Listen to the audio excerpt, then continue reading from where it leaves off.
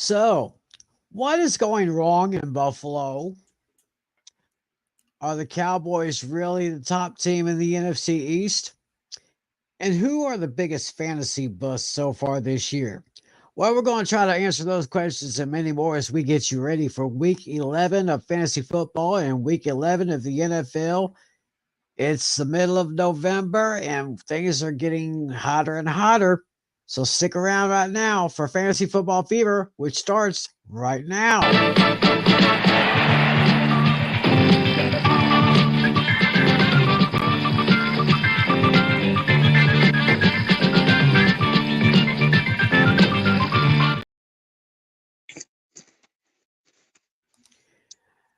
Hey, how's it going, everybody? It's time for another edition of Fantasy Football Fever. Wherever you're watching, however you're watching, thanks for making this part of your week. Of course, you know who I am. I'm your favorite armchair football fan, Tim McClellan here, along with my good buddies, Mr. John Flynn and Mr. John Natale. How you guys doing? Yeah, I'm doing well. Hey, how's it going, Can't believe everybody? we're 1 week away from probably the best week in football, the Thanksgiving week. Oh yes, We're 1 week away. My favorite time of the year, as far as pro football is concerned. So, how's everyone doing? Y'all doing okay? Mm-hmm. Yeah, everything's going well. I mean, I'm doing great because I think the only thing that I think the only went against me. So the only thing that went against me this two things. One, the result of the Giants game, and two, the result of my in my other fantasy league. Ah. Other than that, it was pretty good. I killed it. Yeah, last week I killed it with the picks. I went 10-4 straight up. I went 10-4 against the spread. My best week of the season by far.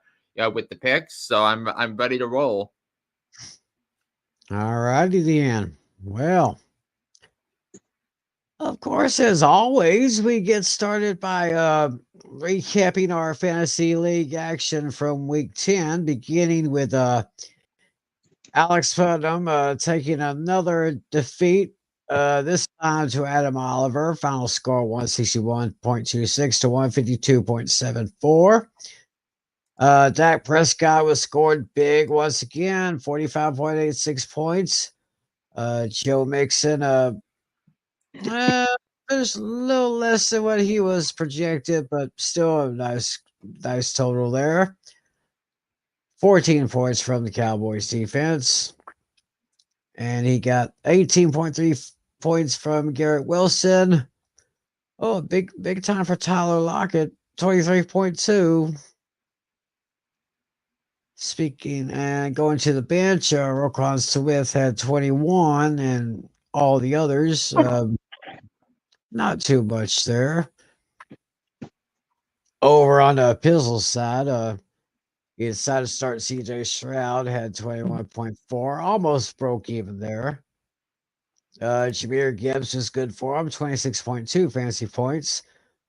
Devontae Adams broke just over the projected total for 14.6. Keenan Allen had a big fantasy day. So all you fantasy players who had Keenan Allen, I think you might want to hold on to him. He got 40.5 points for Alex last week. It's what a difference he makes to the for the Chargers offense when he produces. And more importantly, is available. All right, and looking at Alex's bench players, the only real blemish here would be Christian Kirk leaving 14.4 points on the table, and Zeke Elliott giving a 10.8. So that's the way that matchup went. So Alex is 3-7 right now, fourth in the Beavis division. And Adam is third place in the Beavis division with a record of 5-5. And so the next matchup we're going to take a look at. The Beavis Blasters versus the Captain Rocket team. Get a Dino doing pretty good again, but actually this time Davis scored more points than I thought he would, even though it was a losing effort. Final score 152.12 to 132.82. Dino's big time performers was Justin Herbert, getting him 36.42 points. And Mike Evans for the Buccaneers got 26.3 fantasy points. Debo Samuel at 15.9. Good thing he had the Ravens defense. They got 17 even right there. Yeah, and I think the pick six from Roquan Smith. I mean, which was the reason. Because I think so. Who was I think Adam had Roquan Smith on the bench because that was a pick six. Yeah, looking at Dino's bench. Missed out on 27.7 points from Brian Robinson Jr. Oh yeah, because he had that catch and run touchdown in the first half of the Seattle game. Yeah. 17.2 points from Deontay Foreman. And Joshua Dobbs would have given him 27.12 points, but he started Herbert. But Joshua Dobbs, I'm getting very impressed with this Dobbs guy. I really am. I mean, the Giants saw Josh Dobbs earlier in the season in week 2, and he just completely tore up Wink Martindale's defense. So for him to have the success he had, it's not a surprise. But this early upon Minnesota, I mean, my goodness, we didn't see that. This is an incredible story. The Browns cut him because there was a because there was a crowded quarterback room in Cleveland with Deshaun Watson and with PJ Walker, but to his credit, he was able to find a way to win and dominate that game. And looking at David's side of the board, he was able to get 18.22 points from Deshaun Watson. And let's see what else here. Got 39.5 points from CD Lamb, who I think is playing really, really great so far this year. This is the best football CD Lamb has played in his career, because I think he's the third 3 consecutive games with 10 or more catches, 150 or more receiving yards, and 1 touchdowns. I don't think anybody has done that in the history of the NFL. No, he's first one, and hopefully he can get a few more of those type of games, especially when December comes around, because Cowboys' schedule in December looks pretty tough. Yeah, Eagles, Bills, Dolphins, Lions. Yeah. Yep. And David was able to get 30.5 points from Amon-Ra St. Brown. Those are pretty much only his good points. He got 21 points even from Jason Myers for his kicking leg.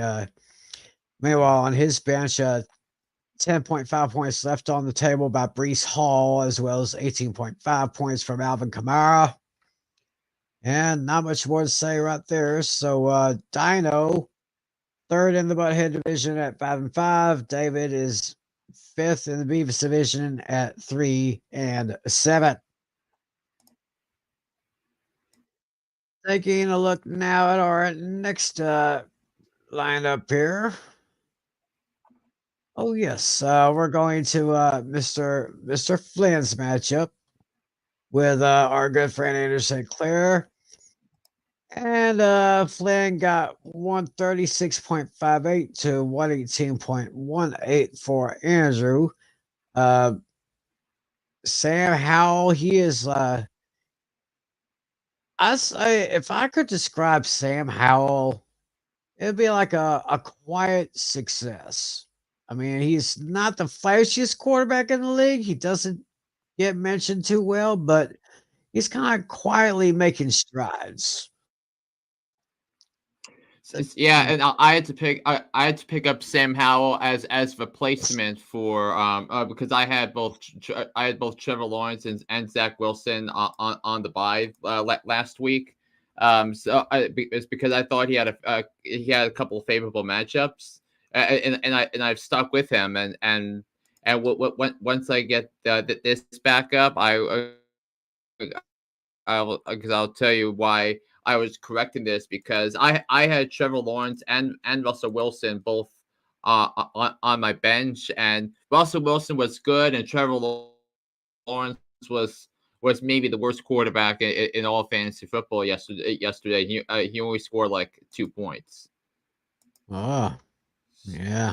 So let's make sure we here we go.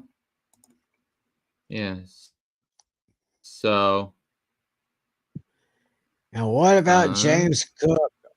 He did a lot of it for his feet, I tell you. I was doing some Uber Eats deliveries, and all through the night, I was just listening to the game on the radio, listening to Kevin Harlan and Ross Tucker call the game for Westwood One. It was a very interesting game here, and like I said, Buffalo with 4 turnovers should have not won that game. James Cook got 13. And James Cook and James Cook lost a fumble on the first snap of the game, which was wild. But we'll get into the Bills' miscues in the hot topic segment. Oh yeah.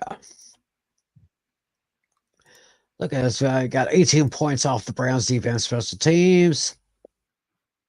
Jake Ferguson 12-6. Michael Pittman Jr. at 16-4. Chris Godwin at 10-4. Only blemish on the bench was Russell Wilson at 22.72. It's not even a blemish because you only allowed to start one quarterback, and I picked the right quarterback. Yeah, obviously you did there. Meanwhile, over on Andrew's side of the board, he started Josh Allen, and of course underperformed his projection at 16.38. Did get 22.4 points from Chris Olave. Got 23 points from the 49ers defense special teams. CJ Mosley gave him 14 even. And down on his bench, well, nothing much there except Brandon Ayuk leaving 14.5 points on the table. So still would not have made a difference against me. Yeah, so Flynn now has a record of 8-2. He is still first in the Butthead division, still on top of the overall standings in our league. Meanwhile, Andrew is fifth in the Butthead division with a record of 3-7. Next up, who are we going to talk about now? So I believe that the next matchup is you, Tim, and you lost to Casey. Yep, it seems like I'm kind of losing my grip on the top of the fantasy rankings here. Casey took care of me 147.94 to 115.48. Started Joe Burrow. He finished just above his projection with 23.88. Got Bijan Robinson 17.6, which is actually pretty good. Cortland Sutton 17.3. Sam Laporta kind of underachieved, I guess. I got 8 points off of him. Christian Watson 4.3. I'll be mentioning Christian Watson later on today. 14 points from the Bucs defense. I really didn't have pretty much anyone else to call here. And look at this. I had a 0 total for my bench players because as you can see, I had 6 of them on the bye. Yeah, I mean, I had three of them on the bye too. I said we could with Tyreek Hill, Travis Kelce, Devontae Smith, but you, Tim, had Jalen Hurts, AJ Brown, Dallas Goedert, who's going to be out the next couple of weeks because of the fractured form he suffered in the Dallas game. Isaiah Pacheco, Raheem Mostert, and the Eagles defense. Yeah. Yeah, but I think I put in a waiver claim for I'm second. I think I put in a waiver claim for the Detroit defense special teams because I think they have a very favorable matchup coming up this week. So yeah, they're playing the Chicago Bears. Right. So that's pretty much a no-brainer right there. Brock Purdy did well for you as well as Austin Eckler, Kevin Walker Jr., Amari Cooper, Dalton Kincaid, David Montgomery, Forsett O'Cloon. Yeah, pretty much all the way around. Stephon Diggs kind of had a quiet night last night. And I heard that his brother Trayvon, who of course is still out for the season with the Cowboys, kind of hinting to his brother, get out of there, man, get out of Buffalo, go somewhere else. Yeah, maybe try to talk him into going to Dallas, maybe. I don't know. I don't because that would be unreal having CeeDee Lamb, Brandon Cooks, and Stephon Diggs in the same receiving core. I mean, oh my. And that would be like a gold mine right there. Geno Smith left you 20.06 points on the table, as well as TJ Watt with only 10. Najee Harris at 18.6. So Casey ups his record to 5-5, fourth in the head division. I'm 6-4, still holding first place in the Venus division. So only one more matchup to talk about, and that's Lucas versus Natale. And Natale got the best of Lucas by a score of 133.56 to 106.32. Natale's numbers look pretty good. Oh, look at this. TJ Hawkinson. Yeah, that one right there. That kind of gives me a little glitter in my eye. McCaffrey with 20.2. Kyler Murray 18.26. Bobby Wagner 11 even. Bills defense, special teams. Well, they weren't that bad. But they did give you 10. They gave you 10 points. Yeah.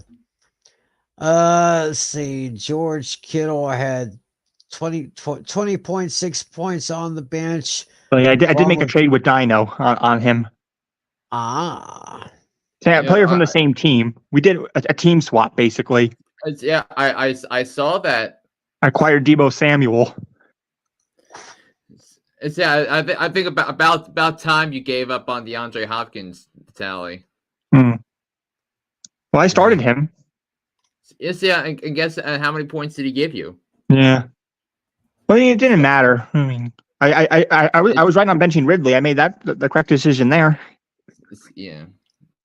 But where Lucas was wrong was that started Deontay Johnson and he only gave him 2.7 points. Yeah. Yeah, so that was a letdown because he had a couple of clunkers. Three of them with James Conner, with Mark Andrews, with Deontay Johnson. That all of them underperformed for him, and same thing too with Josh Jacobs and Lamar Jackson. Lamar Jackson has a couple of interceptions, which killed the Ravens on Sunday. Yeah. Now it's looking down at Lucas's bench here. Left 25.12 points on the table from Jared Goff. And 16 points even from Zaire Franklin. 21 points from Javonte Williams. Had Jake Elliott and Puka Nacua on the bye last week.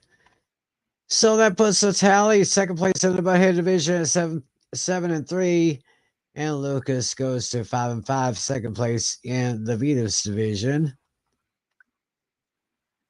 So actually, take a look overall. Once again, Mr. Flynn is on top,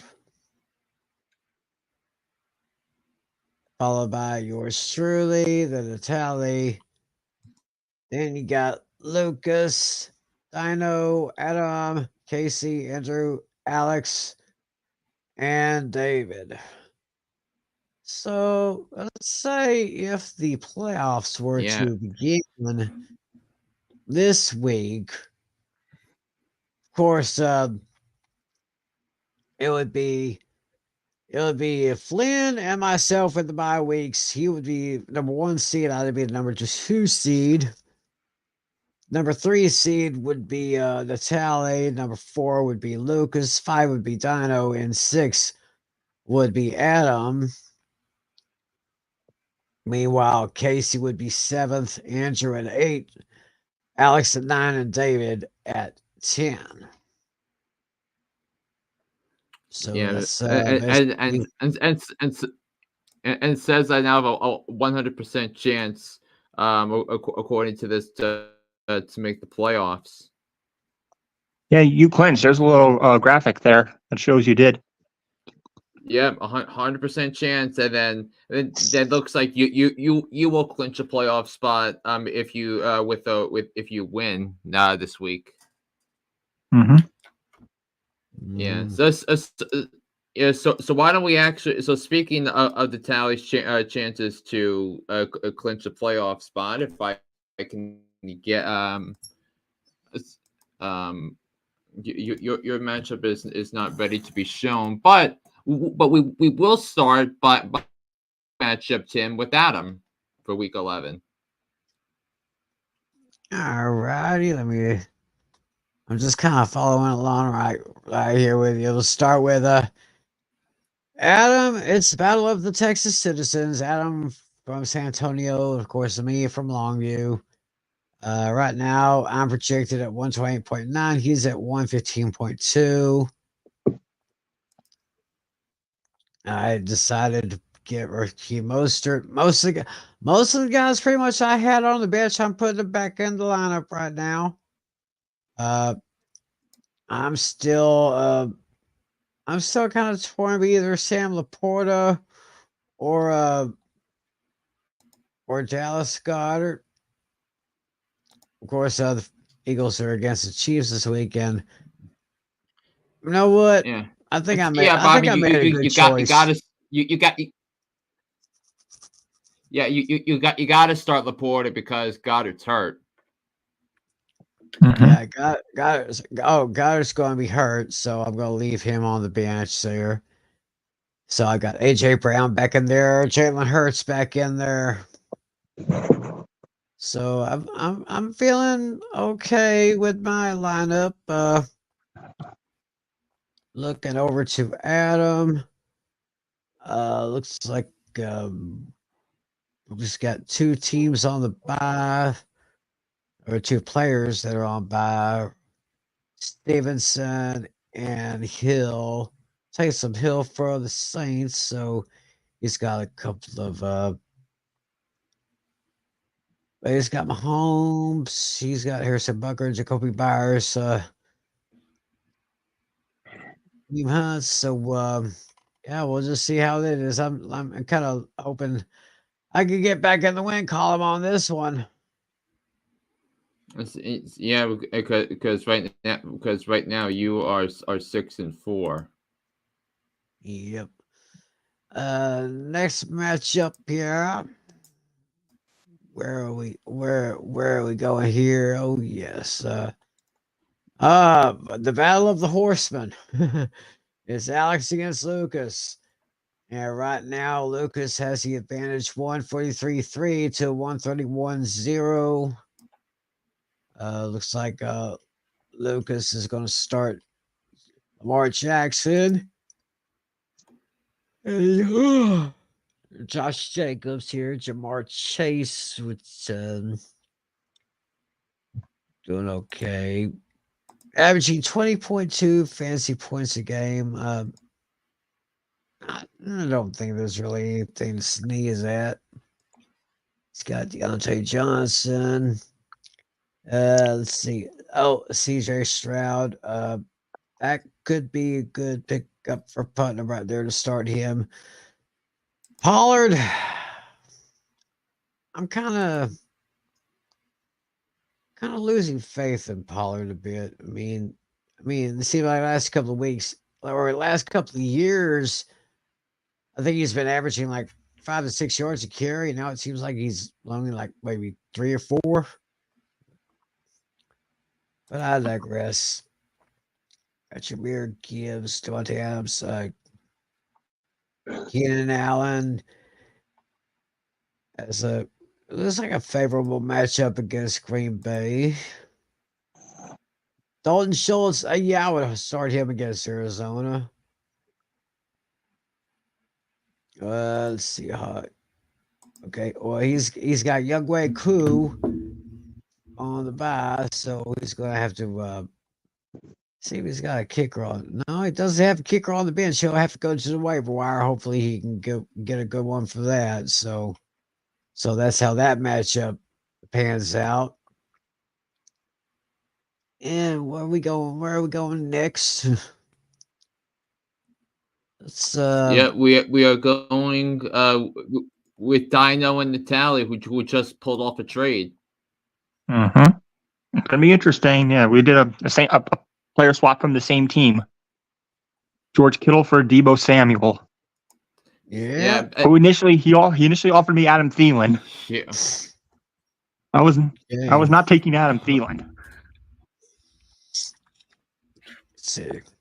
We got Natale right now, projected total 126.6. Dino's at 114.3. He's got a glaring empty spot here that hopefully he can fill up either probably with someone from the bench or someone from the waiver wires. Yeah. So it's like Natale. And which one of you got Debo? Dino did, Natale? That was me.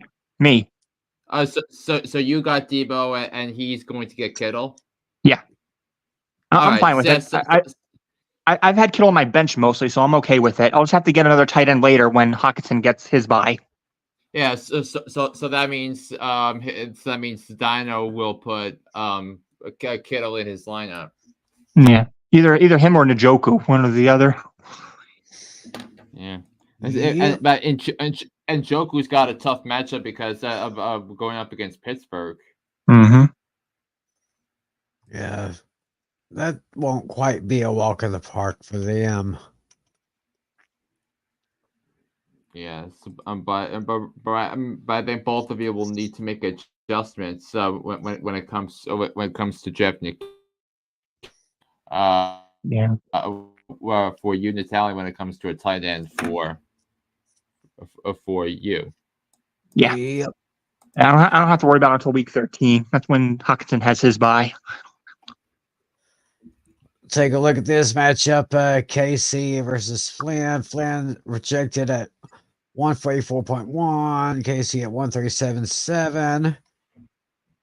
137.7. Flynn solid with Tyreek Hill, Chris Godwin, Devontae Smith, Bobby Okereke, and the Browns defense special teams, Evan McPherson, the kicker for Cincinnati. Casey's going to start.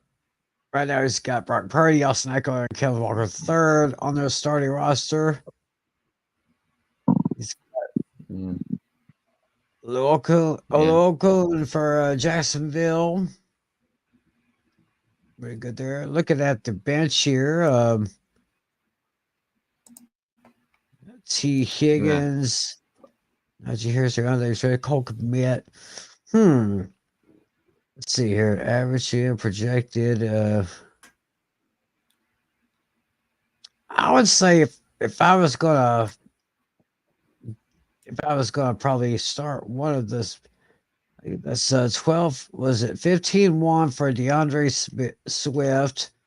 And he's got Austin Eckler, Kevin Walker. I think he's good there. I think he's good at the running back position. Yeah. Yeah, and speaking of Travis Kelce, did you guys see that Taylor Swift changed the words of karma to "Karma's the guy on the Chiefs"? No, I didn't hear about that. But it's because for Travis Kelce's bye week, he traveled to Argentina where Taylor Swift was on the Eras tour and he was on the audience and because so Karma is one of the popular ones and she changed the words to it to say Karma's the guy on the Chiefs and I believe it was after the show that they made out.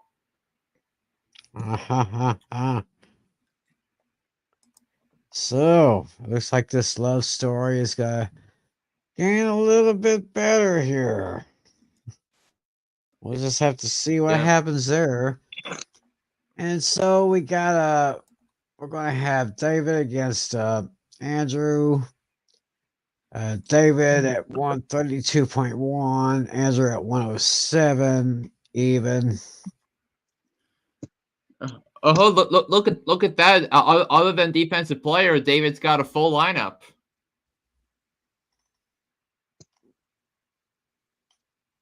Yeah. So with CeeDee Lamb and Justin Jefferson on the same team, and Amon-Ra St. Brown. That's pretty solid right there, Justin Jefferson. Was there a timetable for Jefferson's return? I thought there's a chance he comes back this week. Ah.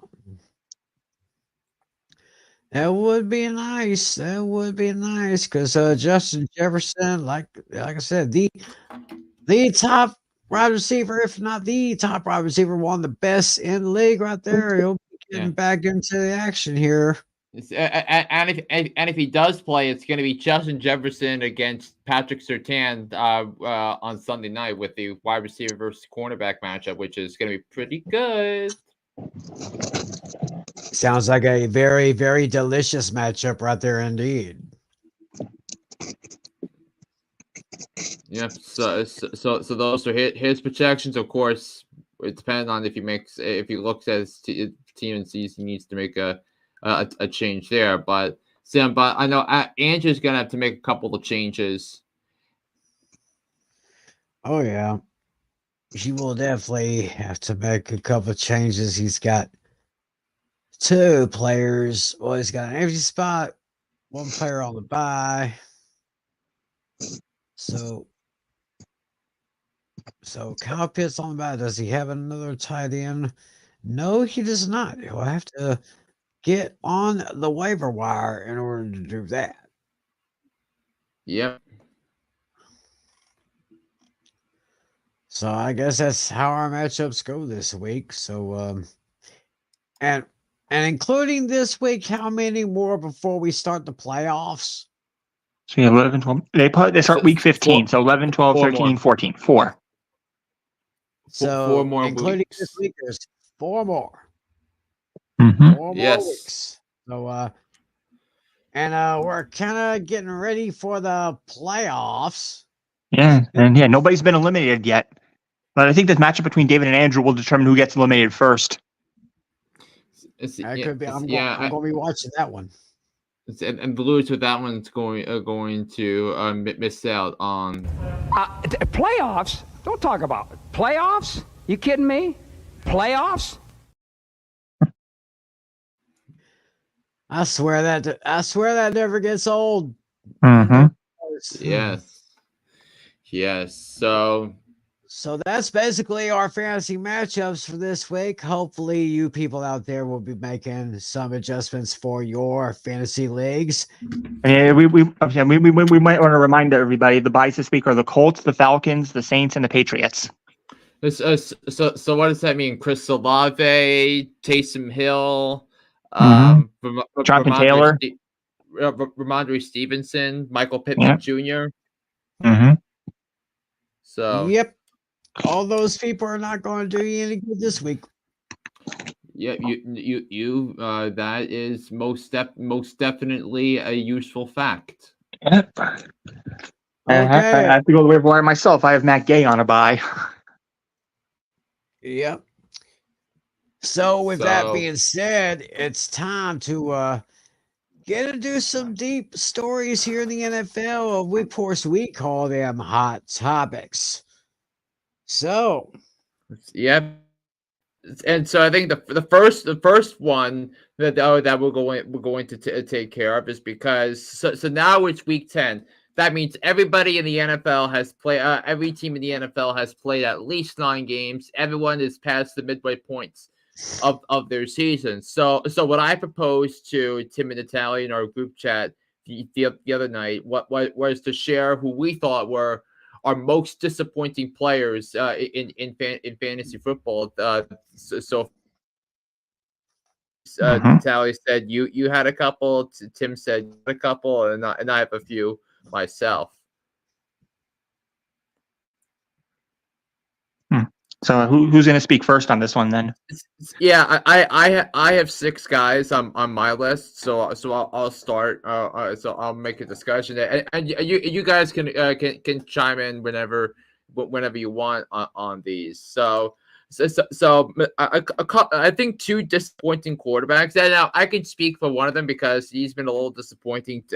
Been a little disappointing to me is Jacksonville Jaguars quarterback Trevor Lawrence because I feel even though the Jaguars are winning, that this has been this felt more like a Travis Etienne show through the first dance of the season. Which listen, as a Travis Etienne owner in this league, I can appreciate what Etienne has done, but.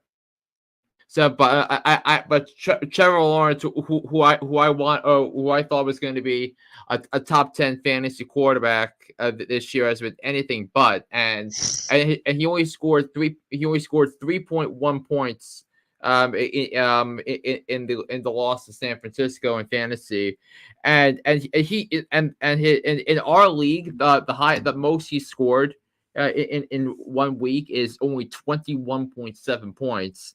So because you want him to be that the high level quarterback, but so he has generally underperformed underperformed his expectations because you figure he was going to be up there because of the way the Jaguars played down the stretch of last season, and it's been anything but. He has not had that one dominant game where he said, follow me. I'm going to carry you to victory. So I'm very disappointed. In another quarterback that I have been disappointed in, I went all in on Tim on this on draft night because Tim already had 3 quarterbacks, but hasn't Joe Burrow been a fantasy disappointment? I know he had the I know he had the issue the injury issues at the start of training camp, but hasn't he felt like a letdown to you because he is ranked 17th in fantasy through the first 10 weeks of the season that he's only scored he's ranked 17th and it's really he's done better since coming off the bye week, but he was really inconsistent in the first 6 weeks of the season. I think some of it was due to the injury, but also a lot of people have Joe Burrow on their fantasy teams, and he was a starter. So I consider him a big disappointment so far. Interesting. Yeah. So I have a quarterback too, but neither of them were on my list. Yeah, I have a couple of running backs that I have in mind here, and I think the obvious one is Bijan Robinson because pretty much every single league that I heard of drafted Bijan Robinson in the first round, and he was a little he's been a little inconsistent really since the first couple weeks of the season. So because he hasn't he's underperformed. He has because he has been more likely to bust than to boom. And he's not scored more than 20 points in a week in the last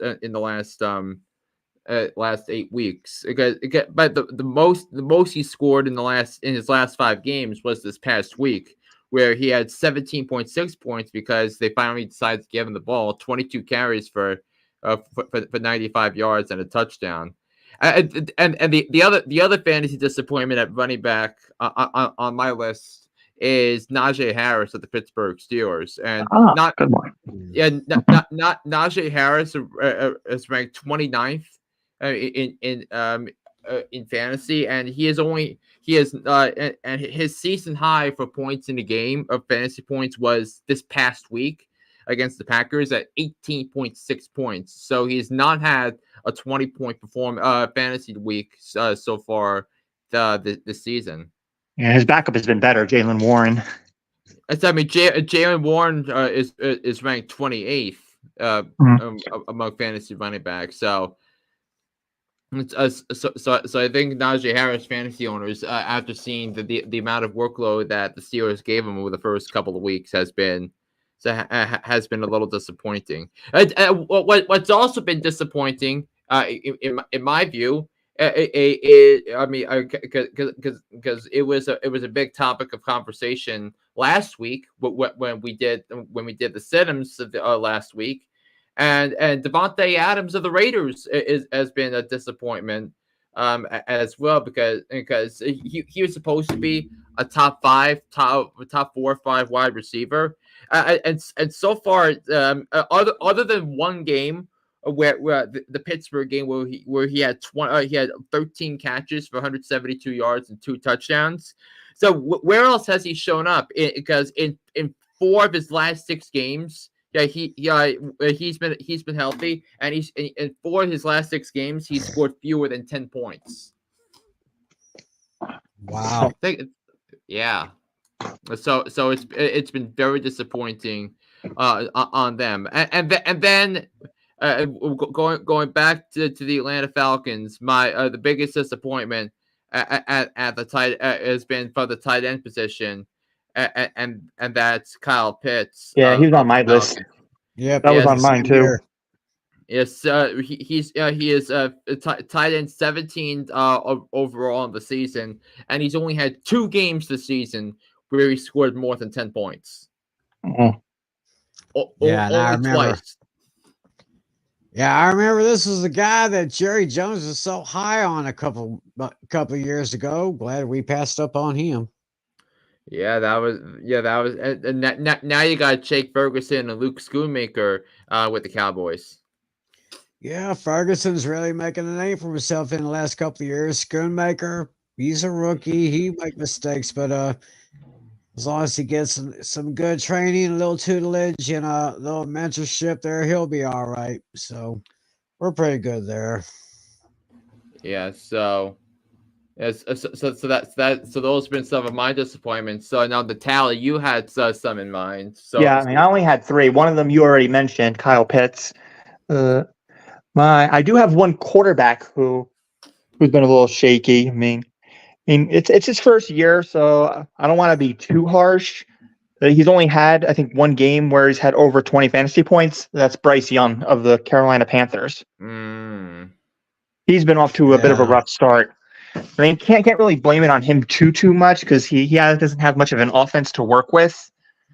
But I think he'll be better in year 2. He's that guy I could see that's going to make a big splash.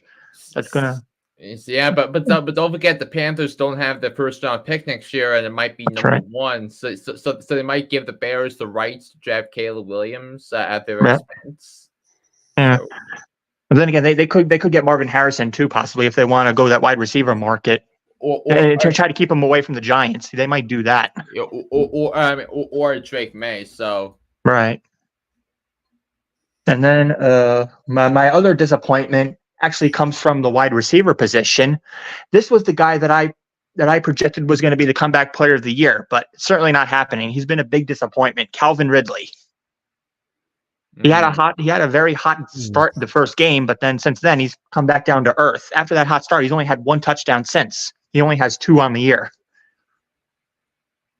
Wow. He's been very inconsistent. He'll have a good game, bad game, good game. He's right now been all over the place, and he basically is no longer the number 1 target. Christian Kirk has that title now. Yeah. Right.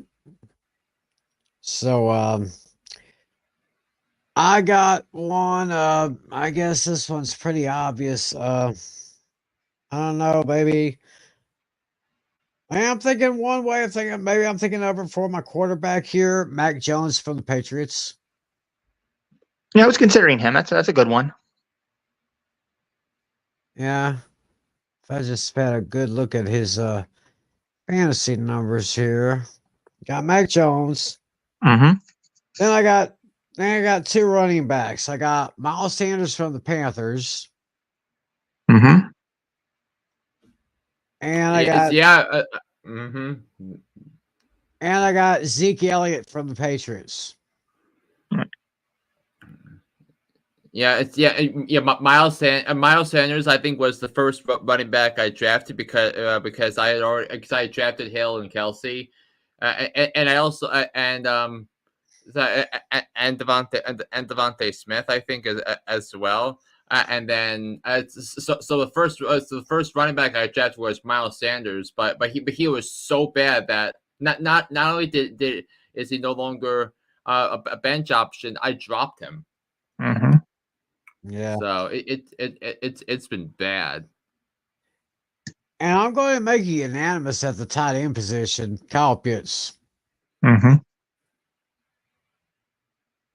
Yeah, I was thinking this guy would probably be really good for the Falcons.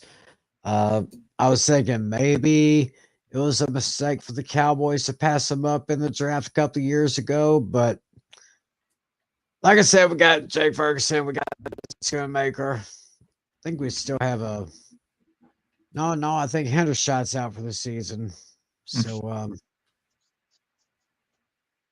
So that I really haven't come up with any other quarterbacks or running or wide receivers that have been disappointments. Well, one receiver came to mind. Maybe would y'all agree or disagree? Christian Watson for Green Bay. Oh yeah, that makes sense. Yeah, he hasn't been very good either. Had a great rookie year last year, and now it's just he's kind of bland. Mm-hmm. He's kind of losing a little bit of the flavor.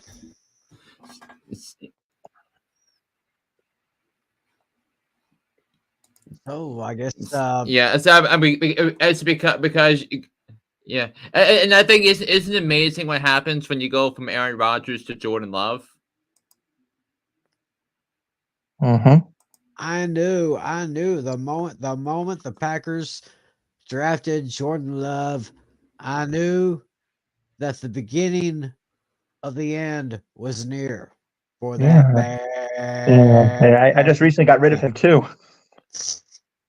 I got rid of him for Kyler Murray. Yeah, that's right. That you said that's right. I can't believe you held on to him for so long, Natale. Yeah, I mean, although Love actually outperformed Murray, I mean, I still got the win. I'll take it. Yeah, but I mean, Jordan Love. I mean, come on. I mean, bag it, loser. I mean, and like blood in your hands, Brian Gutekunst. So anyway, because I think it would be realistic for you guys to see who the actual top players have been so far this season, and I think I talked about Sam Howell, and I think him being the surprise was him. Mm. Yeah. Let's see here.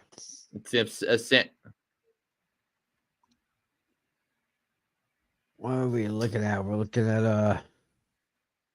at the quarterback rankings so far through the 2023 season in terms of fantasy. Josh Allen is at number 1, even though Oh, even though he had those 2 interceptions last night, Jalen Hurts at 2, Is Herbert that 3. Like I yeah? said, Sam Howell is And I think kind of quietly doing it. What was it good? yeah. So, but I think that this is how Josh Allen is doing doing it this season, in the fantasy department because he's had so many games where he scored more than 25 points. He had a Yeah. 44-point performance against Miami, and that he had a 33-point performance because he has rushing touchdowns in 7 of his last 8 games. So that'll pretty much do it for talking about that. Sam Howell has been an interesting interesting case study because he's had 3 games so we scored 29 or more points in our scoring. But if you look down, you go. Down here, look at the bottom part. Deshaun Watson has been a little bit of a disappointment, but I thought I had to rank lower in the preseason rankings, but it's still a little disappointing that he's not getting it done. I mean, let's see. Running backs have been. I mean, McCaffrey's of course number 1. Travis Etienne is now an undroppable running back. He's now number 2. Surprisingly enough, but if you go down, you look at Saquon Barkley only 15 points a game, Jerome Ford 12.5, Tony Pollard 12.5 per game, Gus Edwards 11.8, Ramondre Stevenson at 12, Brees Hall at 13.5, but he had a tough showing against Vegas the other night. Kareem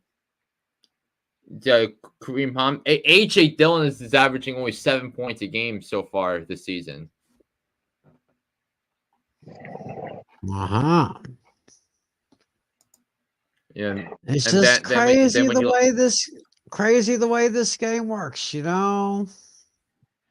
Yeah, I mean, look. So there's 7 wide receivers that are owned by at least 99.9% of all leagues, and Devontae Adams is ranked below us by far, which is why he was my fantasy disappointment because you had your case of which receiver to choose for first overall, the first wide receiver to go, and Devontae Adams was like number 3 or number 4 on some, but he's been ranked number 14.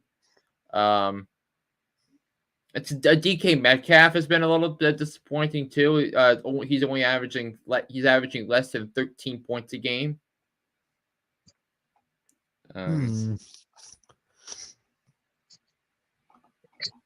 So, tight ends. We spent so much time on Kyle Pitts, who's ranked 17th among tight ends, and look among the most owned tight ends, and he's been by far the worst. Yeah, I can imagine.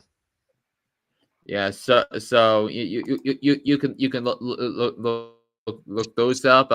In terms of defense / special teams, the Cowboys and the Ravens have been leading the pack. I mean, the Ravens are a close second behind Dallas, and the Browns are number 3. Yeah, but I mean, the ones that and really it's not been that bad in terms of the defenses because they're so interchangeable. Same thing applies to the kickers. Yeah, it's Tyler Bass. Whoa, Tyler Bass is only averaging 6.9 points a game, so he's been a massive disappointment this year. Did he miss a couple? I think he missed a field goal last night. I think if I'm not mistaken. I think he missed 2 extra points. Yeah, 2 extra points. Yeah, that was brutal. Yeah, brutal. They missed 2 extra points. Josh Allen throws 2 interceptions, a total of 4 turnovers. I mentioned to y'all last night 4 turnovers wasn't going to win the game, and I would be shocked if Buffalo ended up winning that one. But Denver stuck it to him at the very end with that 12 men on the field call. It's like one of the worst penalties you could be called for in that situation. Yeah. It's because. And yeah, like I said in that group chat, can you imagine if that 12 men on the field penalty caused them to miss the playoffs?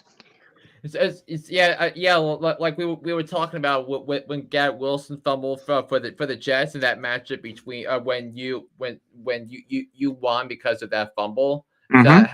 How Adam could miss the playoffs in a 4-team race for the last 3 playoff spots in our league. So.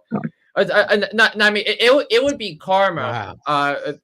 Karma would hit so hard if if the Bills missed the playoffs by 1 game, and that game is the reason why. But it's a good segue for that because the Bills made news today because they fired offensive coordinator Ken Dorsey, which was crazy. Now Sean McDermott is basically scapegoating guys. And Ken Dorsey was chosen as a scapegoat by Sean McDermott, and it makes no sense to me. Right.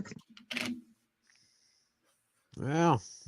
Yeah, and like Sean, there's no leadership. There's like no leadership from Sean McDermott in terms of in-game management. The Bills looked totally unprepared last night. So that they lose on an illegal procedure penalty last night, which is like how.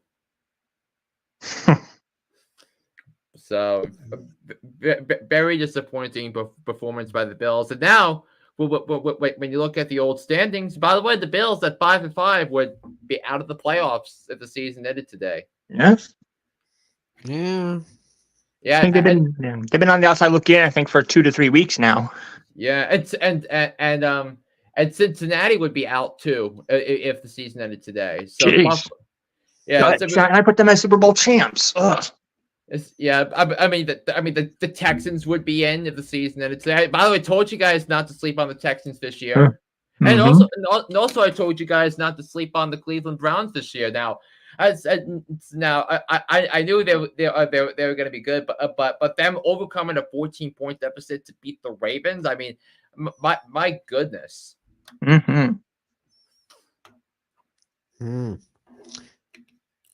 Well, with those hot topics right there, I think that will kind of lead us into our startups and setups for this week.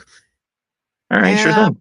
I believe that Natale's got a good list to help all y'all fantasy players out there. So I got a couple shockers this week. So yeah, be prepared. Okay, let's go ahead and give Mr. Natale the floor.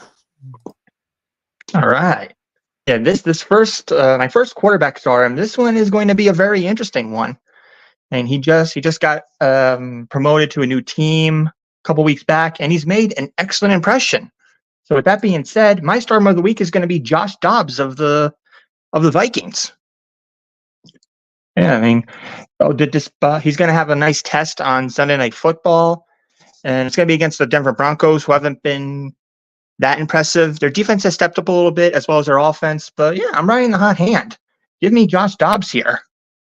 And my starting running back, this one's going to be another interesting one. If what's his name? If Dameon Pierce is still out, I'm just gonna ride with it. Devin Singletary, why not? He had a very, very hot game last week with over 100 rushing yards. I think he finished with 150. He got a touchdown. He's going to be a very intriguing option on the waiver wire if anybody needs a running back. And yeah, their offense is rejuvenated and improved, and they're playing a terrible Cardinals team. So yeah, I would roll the dice and go with him. My starting wide receiver for the week is going to be Amon-Ra St. Brown of the Detroit Lions. Lions are the number 2 seed right now for a reason. They're very strong. Yeah, they're definitely on their way to making the playoffs. And yeah, they're playing a Bears defense who haven't been particularly good either. So that one's pretty safe for me. And now my starting tight end. This is going to be another interesting one who I've never introduced here before. Give me Trey McBride of the Cardinals.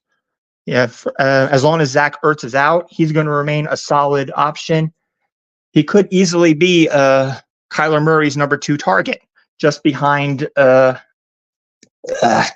lost his name. But you guys, Marquise Brown. He'll be a solid number 2, just behind Brown. And with Murray also back in the fold, I think these two will be a nice 1-2 punch. And yeah, my starting defense of the week. This is going to be a very interesting sleeper. Give me the New York Jets against the Buffalo Bills. The Bills have definitely been, as we mentioned before, the Bills have been struggling on the offense massively. They're getting rid of their offensive coordinator. I think the dominoes are falling apart here. The Bills are on their way to possibly missing the playoffs. And my starting kicker for the week is going to be Jake Elliott of the Philadelphia Eagles. I think this game is going to be a slugfest. I think we're going to have a bunch of field goals here. This game could very well come down to the last minute. And he could potentially kick that game winner. And now my sits for the week. This one's going to be an interesting one, but give me Josh Allen as my sit-em of the week. Right now, the Jets defense they're playing a lot better than the Bills defense. Bills have lost a lot of key players, and their defense is a mess. Their offense is a mess. I don't know. Could we say this organization is becoming a dumpster fire? Who knows? And now my sit-em of the week. This one was a tough one, but I'm going to have, unfortunately, it's going to be Gus Edwards. Not that he's been bad. He's been fine. The problem is, right now, they have 3 running backs who are kind of being spread out evenly, so it's pretty hard to choose which one. The Keon Mitchell, he's kind of eating into Gus Edwards' carries a little bit. So if anybody out there on the waiver wire needs a running back, I would look into that Mitchell guy. He's gotten a couple touchdowns where Edwards normally would. So I think his fantasy value, Edwards' value, is cut down a little bit, maybe by 1/3. But I think he's still going to be that goal line back, but nothing more. And my sit-em wide receiver of the week is going to be Calvin Ridley. As I mentioned earlier, he's been one of my fantasy disappointments this week. And he's only had a couple touchdowns. He had that hot start in his first game of the season, but then somehow he's come crashing down. But it remains to be seen if he's going to get it together. My sit-em tight end this week is going to be Tyler Higbee of the Rams. I don't see many opportunities for him this game. The Seahawks defense has been pretty solid. In this game, I have as the lowest combined point total, so I don't see too much of an opportunity here. And this one's going to be another interesting one as a fantasy owner of this team. My sit-em defense of this week is actually going to be the Buffalo Bills. Granted, the Bills played okay in the first game against the Jets, but that's when they had all their options. But now they lost several key pieces of their defense over the course of a few weeks. So I can only imagine probably they might only get single-digit fantasy points here, not very much. And then my sit-em kicker of the week is going to be Jason Myers of the Seahawks. Even though he's been solid, I don't see much opportunities here because I simply think this is going to be a low-scoring game. He might even get an opportunity to get a field goal. This team just might get touchdowns, possibly. I'm just going to say right now, I have the Seahawks scoring 21 points. So under the assumption that I'm correct, Myers might not even get a field goal attempt. It just might be extra points. So yeah, with that being said, those are my start and sit-ems for the week.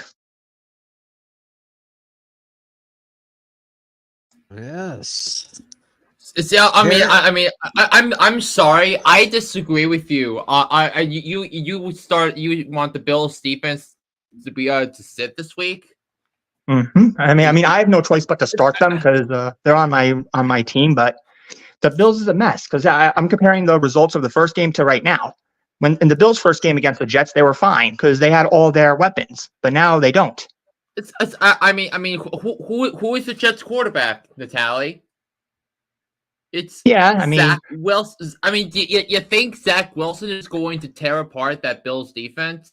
I'm not going to say tear apart. It's going to be a close game, but I mean, close game, but how so like how many how many points do you think the Jets offense will score? So, do you think it's gonna? Do you think that the Jets defense is going to get a pick six on Josh Allen? no, but they're going to get a couple sacks. I mean, couple sacks. I mean, you gotta do more than just sack to be the stardom of the week because that's how you're gonna get 10, 15, 20 points from your defense. I mean, come on, Natale. I vehemently disagree with you on that. Although one thing I do agree with you on, is Trey McBride. It's who has been a really solid tight end.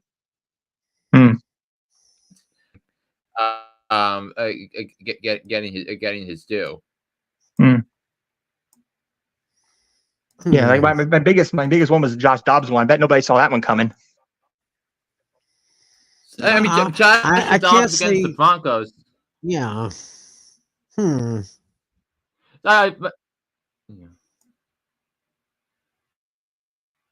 Maybe. I mean, like I said, I like the way Josh Dobbs has been playing so far, but going up against Denver after what happened last night against Buffalo, Yeah, also one thing, Tim, that I don't think I don't know if Natale mentioned this or not, that he might be getting Justin Jefferson back this week. That could be huge. That could be huge for that Vikings team. And he scored 20 and he threw for 268 yards and 2 touchdowns last week without him because he had because he had help from elsewhere. Yep. Oh, wait on that. Oh, wait, Tim, do you have a trivia question for us this week? As a matter of fact, I do. We going down to Tim's Tough Trivia. So, guys, get on your thinking caps. This might be an easy one for you. It might not be.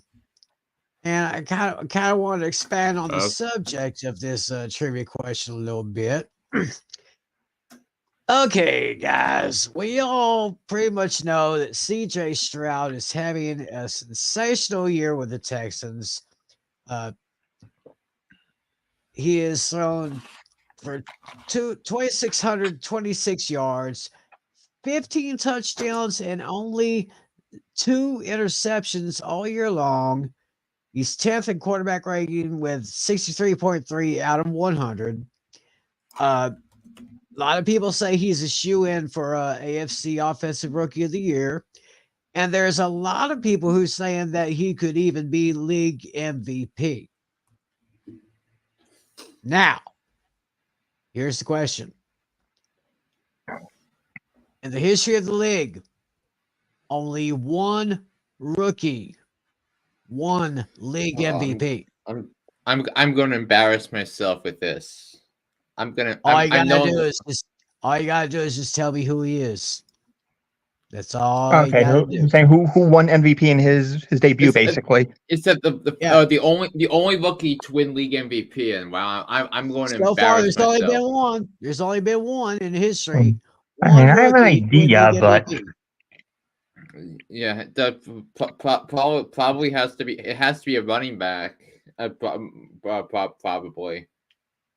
I'm leaning towards a quarterback, but I'll give my guess at the end of the show. Yeah, but anyway. We're gonna let y'all think about that.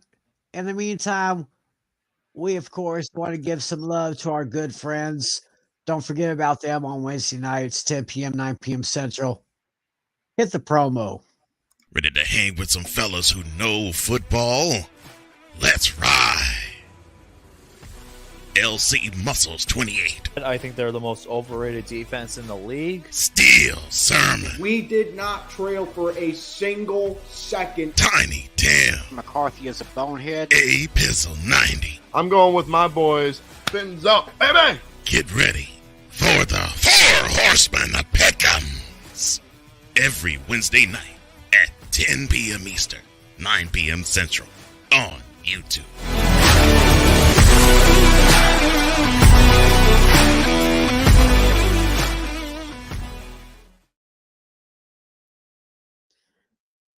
That's right, y'all. Y'all make sure to catch the Four Horsemen of Pick'ems tomorrow night, 10 Eastern, 9 Central. Sadly, though, because of my work schedule for the next couple of days, I will not be appearing on tomorrow night's show. But of course, I'm giving them my picks as well as I'll be giving you people my picks for tonight's show. Just the same, give the Horsemen some love, and hope you enjoy it. Now, with that being said, it is time to go into week 11 in the National Football League. And we are beginning, of course, with a look at how we did on our straight up picks and our spread picks. Because I know we mentioned mine, but you can do the rest, Tim. Yeah, Flynn went 10-4 straight up and against the spread as well. Natale went 6-8 straight up, 9-5 against the spread. I went 9-5 last week and 7-7 against the spread. So far during this season, after 10 weeks of action, I'm still holding the overall lead in the straight up picks at 93-57. Flynn is at 92-58, and Natale is at 90-60. Meanwhile, so far this season against the spread, Natale has a slight edge over myself. He's got 79-69. I'm right behind at 78-70-2. And Flynn is at 74-74-2. Yes, so Natale is in first place against the spread for the first time all season. I think first time in a while now. So, and against the spread for this podcast, I'm at 500. Instead, but when I did the picks on Hooked on Sports last week, as the Bears game went from 3.5 to 3, so that was a push. And what was it? The Lions game went from -1.5 to -3, so that was a push there. So my Hooked on Sports podcast, which by the way, a new episode dropped today. I'm 74-71-5 over there. So I'm over 500, and this is the point of the season where I I catch fire. So buckle up, Buttercup. All right, once again, we have 4 teams on the bye this week: the Atlanta Falcons, Indianapolis Colts, New England Patriots, and New Orleans Saints. So remember, if you have any players on those teams on your roster, be sure to bench them or drop them if you have to, because they won't do you any good this week. So we start with the Thursday night game on Prime Video. It's the Bengals and the Ravens. Baltimore is picked by 3.5. Natale and I, we are going with the hometown Ravens. Meanwhile, Flynn is going to take the Bengals.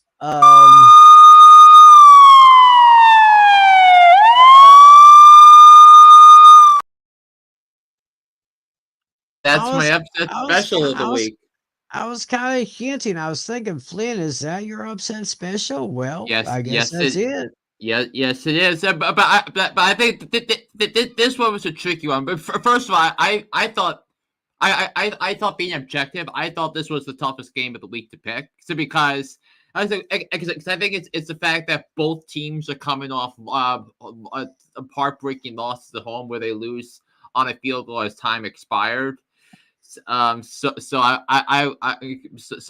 was that, but I think the way the Bengals have been playing, and I think the Bengals have more momentum going into this game because the way each team played in the fourth quarter, and I think it might have a tendency to carry over into the following week. So I think the Bengals are coming in with more confidence.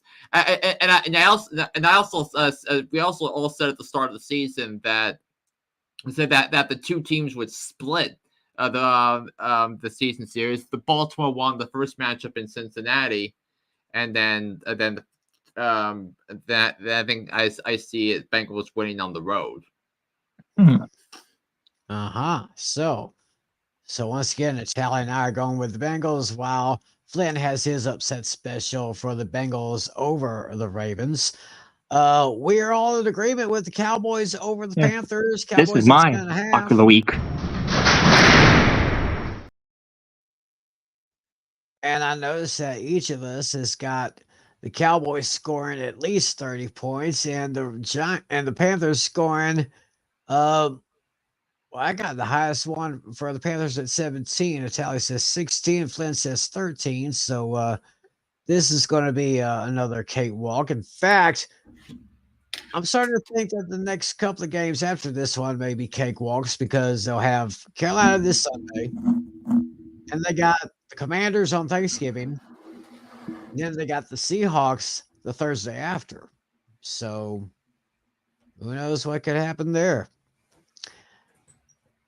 Steelers at Browns. Cleveland's are at 4.5. Flynn and Natale going with the Browns, but I've got a feeling that Pittsburgh is going to be pulling off the victory here. This is not my upset special of the week.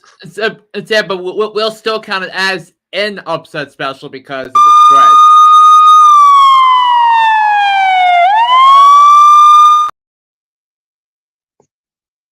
Okay, let me rephrase that. We'll make it my unofficial upset special of the week. Yeah.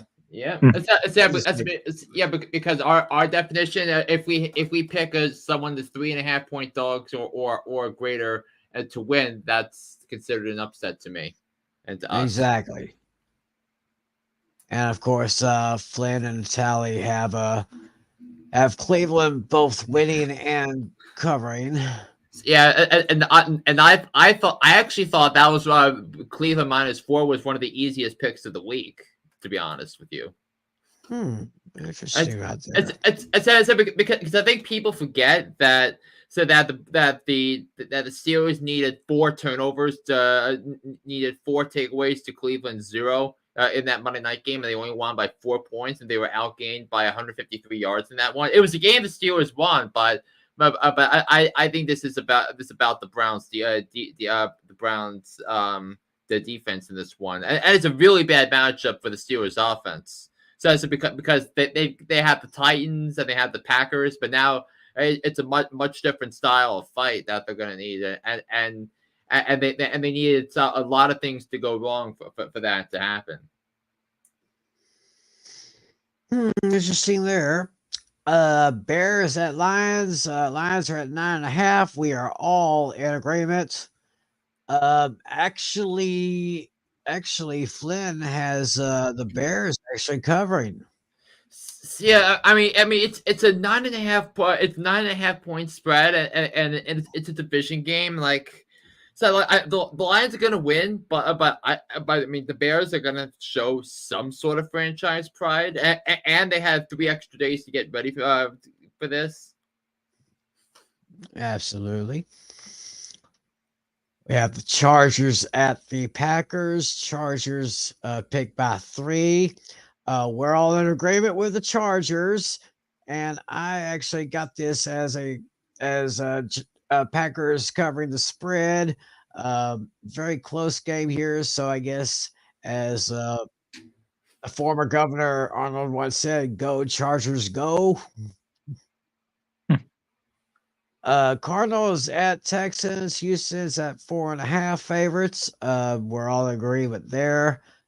Flynn's got Houston with the win, but he's got the Cardinals with the points. I haven't said this phrase often. I don't know if I've been thinking of this all year, but this game has the makings of a trap game. Because the Texans are coming off an amazing win on the road in Cincinnati, and then they let their guard down. It's a week to week thing in this league, and for most of the first half, we had the team that everyone viewed as the winner of that week lose the following week, because I think when San Francisco blew out Dallas, that they lost that week. When the Bills blew out Miami, they lost the following week. When the Dolphins scored 70 on Denver, they lost the following week. So everyone was talking about the Texans as the big winner because CJ Stroud vaulted himself into the MVP conversation.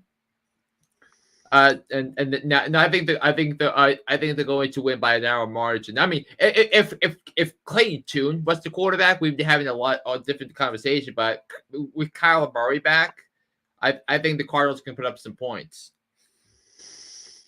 See what happens in Kyler Murray's return to the Arizona lineup. AFC South battle, Titans at Jaguars. We are all in agreement to Jaguars winning and covering. As I've said, Titans are pretty much a dumpster fire. Yeah, I was dead wrong on Tennessee because I thought Will Levis was going to have a field day against that Tampa secondary, but but I started him in my other league and I lost because of it. So that's a mistake on my part. Oh, well. We got the Giants at the Dolphins.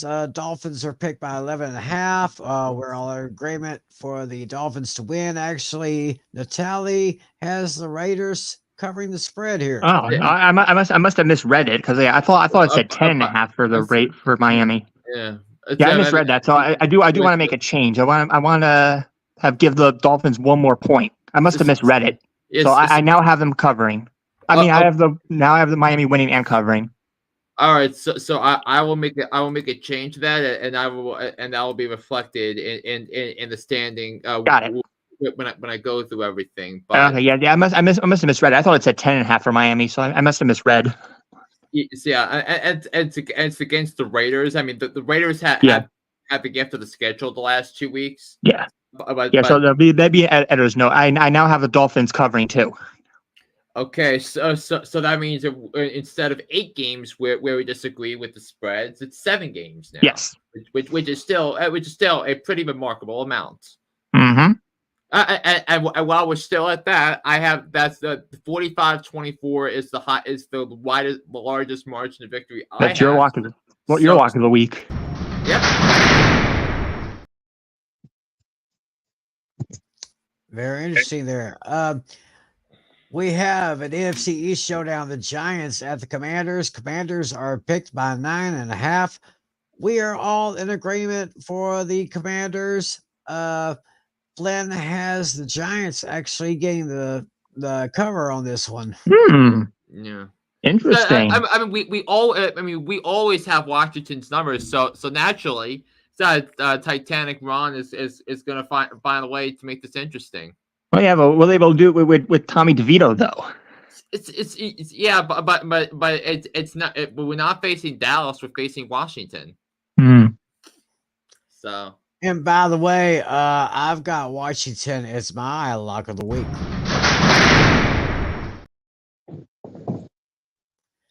Interesting what happens there. San Francisco is at home against the Buccaneers. San Francisco is picked by 10.5. We are all in agreement. We're riding on the 49ers. However, Natale, he's got the Buccaneers covering on this one. I got an interesting one. I'll say why on that. The Buccaneers have only allowed one scrimmage rushing touchdown this season. I saw it on the fantasy thing. Wow. So that's an intriguing option for me there. Okay, I'll buy that. I'll buy that. I just feel San Francisco, after coming off the bye, no problem. They weren't going to lose 4 in a row, and I see they'll take care of Tampa Bay on this one. But come on, Tim. We really know why Natale took the Bucs with the points because he's salty that Deebo Samuel and Trent Williams are back and that was one of the games where the Natale was wrong on the 49ers and Tim and I were right. So of course that's why we're picking he's picking the Buccaneers with the points. I mean, mind you, I've been dead wrong on Tampa all year because I've completely misread them because I think Baker Mayfield deserves a lot of credit. Same thing too with Todd Bowles. So, but I think San Francisco is back to being the best team in the NFL. They showed it in a big way by a thumping of the Jacksonville Jaguars. Mm-hmm. We have an Empire State game here. We got the New York Jets at the Buffalo Bills. Buffalo is picked by 6.5. Flynn is the only one picking the Bills here, and he's got them winning and no, he's got the Jets covering this one. In the meantime, this also sounds like Flynn's garbage game of the week based on the point totals. I mean, it's gonna be a great garbage game of the week, be honest, because both teams might play hot potato with the football. So with that in mind.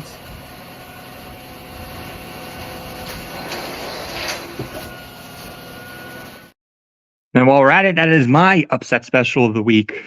And Tim's too.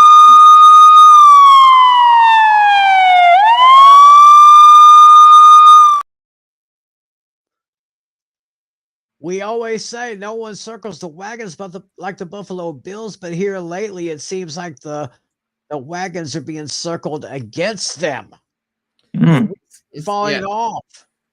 Yeah, and like so this thing, I took the Jets with the points because of defense, but when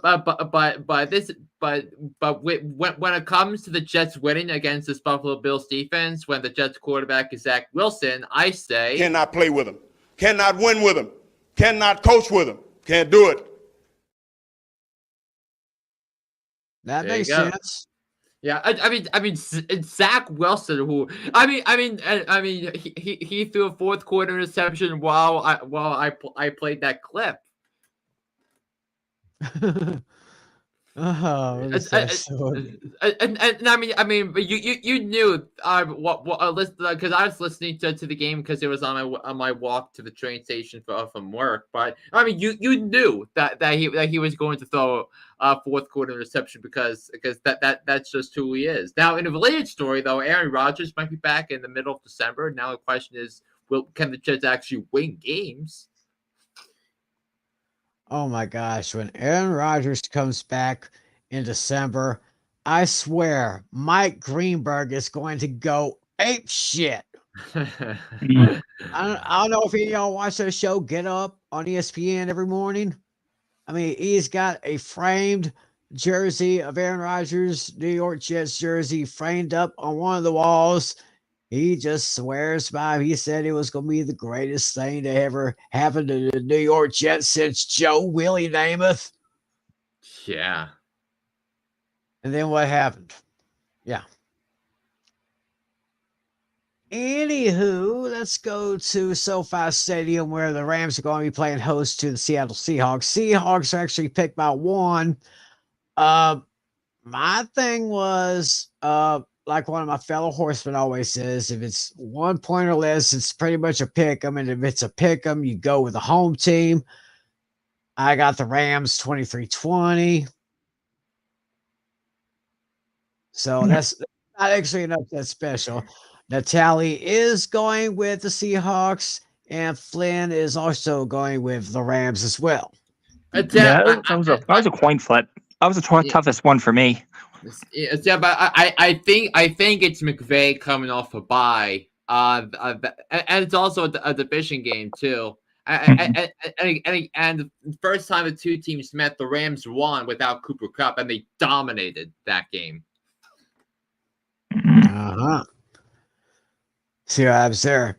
The Sunday night game, the Minnesota Vikings at the Denver Broncos. Broncos picked by 2.5. I am taking the Broncos at home. Meanwhile, Natale and Flynn are both taking the Vikings, and I think I know why. The possible of Justin Jefferson. Yeah, that's a reason, but I think also too, I think because I think Jefferson is a big story, but I think the number one reason for this game, I mean, a couple things. One, the Broncos should not have won that game because if the Bills did not have 12 men on the field, that would a missed field goal by Will Lutz would have lost the game. So that's that. And also, I'm gonna take the team with the better defense too. I think Minnesota has been excellent defensively. And actually, the Vikings defense, as bad as it was last year, do you know what they're ranked this year in total defense? They're ranked 13th. Mm-hmm. So I'm picking the team with the better defense. Okay, sounds good. And last but not least, wrapping up week 11 is probably the game of the week. Super Bowl rematch. Philadelphia Eagles at Arrowhead against the Kansas City Chiefs. The Chiefs are picked by 3. I've got the Chiefs winning, but I actually have the Eagles covering. Meanwhile, Natale has got the Eagles winning. Flynn has the Chiefs winning and covering. Yeah. That is going, I think, yeah, that is definitely the game of the week. I would definitely pay money to see that one. But of course, if you got ESPN, if you got ESPN, you ain't got to pay money. You just watch it there. But that is going to be one hell of a game. Look at that, 38-35 I score. Natale has Eagles winning 38-35. And Flynn's went 30-24. So that's basically a one possession win for the teams that we picked. Yeah. Because I think it's going to be a great game, but I think it's going to be a late turnover that the Chiefs will force to have the Chiefs take down those filthy Philadelphia chickens. Yeah. So that's our picks against the spread right there. And of course, before we leave the air for this evening, did y'all figure out the answer to tonight's trivia question? CJ Stroud is in the talk for maybe becoming league MVP. Question is, in the NFL history, only one rookie has ever won the league MVP. So, this question is, who is it? I don't know. Lynn, who are you saying? So I was looking at 3 options at running back because I think because I was thinking maybe Gale Sayers with the Bears as a possibility. I was thinking Jim Brown as the possibility, but I'm gonna go with I was gonna go with Eric Dickerson with the Rams in '83, but I felt like that was the year Joe Theismann won. That's because he was so good for Washington that year. So and they were talking about he was unbelievable when he was young, or when he was young, a career cut short way too soon. So I'm gonna go with Gale Sayers of the Chicago Bears. Okay. And so Natale? Yeah. For some reason, I don't know why. I had a quarterback that came to mind. It's kind of crazy. For some reason, the first name that came to my mind for some odd reason was Cam Newton. No, but Aaron Rodgers won the MVP that year. Which year? The 2011. And he was a rookie at that point? It's not because in 2011 that was the year, that was Cam Newton's rookie year. That was also the year the Packers went 15-1. They lost to the Giants in the playoffs. Okay. I also, for some reason, I had Emmitt Smith in mind. Yeah, but I think Smith won later in his career, but definitely not in 1990. Yeah, I guess I'm already wrong then with Newton, so I don't know then. Flynn, you're gonna kick yourself. What? It was Jim Brown. Oh, so it was one of the two. So I was on the right track. It was Jim Brown, 1957. Yeah. And of course we recently lost Mr. Brown a few weeks back, but rest in peace, Jim. We love you. We miss you. And I still have to say Jim Brown has to be one of the top 3 running backs of all time. And maybe one of the greatest players to ever play the game. Oh yeah, one of the greatest players.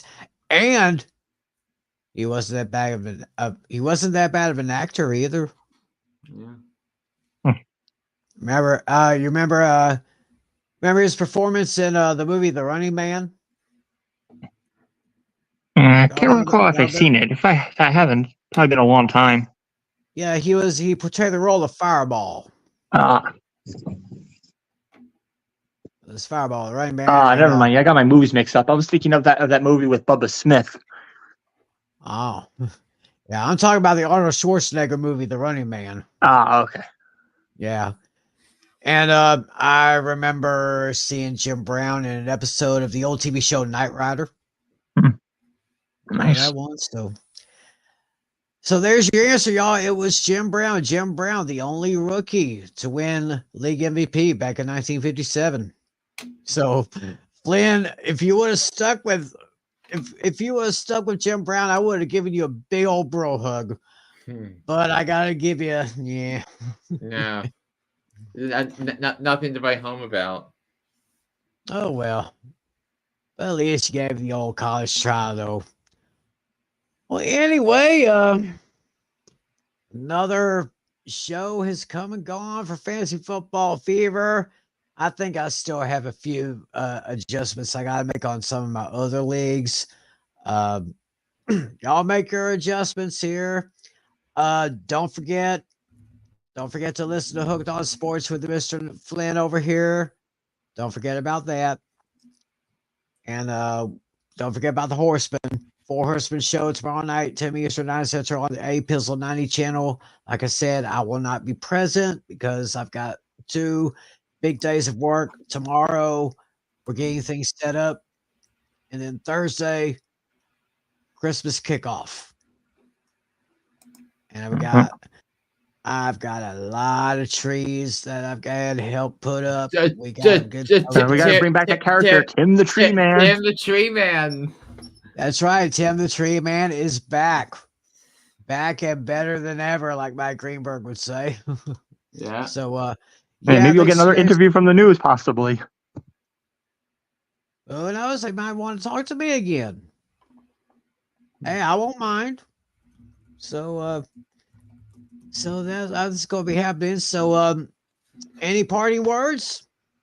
Yeah, well, this is going to be the final week before Thanksgiving. This is going to be a big week, and I think soon we'll find out who makes the playoffs in our league.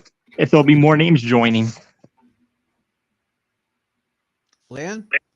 I think it's gonna be fascinating to see what happens because who is going to be the number 1 pick in our league next year, whether it's David or Andrew. If Natale can lock up a playoff spot, I'm still battling for that number 1 seed. I'm still in contention for that. And I own the tiebreaker over Flynn if there's a tie. Mm-hmm. Do we see each other? Do we see each other again this season? We do not. Okay, so if we tie, I owe the tiebreaker over you because of head-to-head.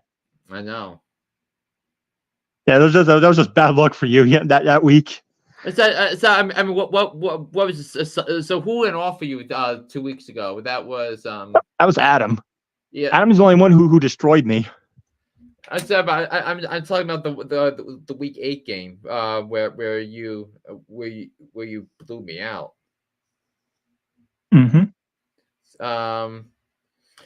It was the game where both of your running backs scored 30 points. Mm-hmm. Christian McCaffrey and Gus Edwards. Yeah. So that's been the difference. Yeah. Yeah. So going to be interesting to see what happens. Like I said, I gotta thank Dino for feeding Edwards to me. Oh yeah. He's the one who dropped him. this week. There's just 4 weeks left, counting this week. So Mm-hmm. a lot can happen. So thanks, guys. Great show. I got an idea. Let's do this again next week. Oh yeah. Yes. Of course we will. Thanks for watching, everybody. We'll be back here, same time, same place next week. For John Flynn, for John Natale, I'm Tim McCullen. Thanks for joining us. Enjoy the games, everybody. Stay warm where you are. God bless you. And as always, be a good sport. See ya.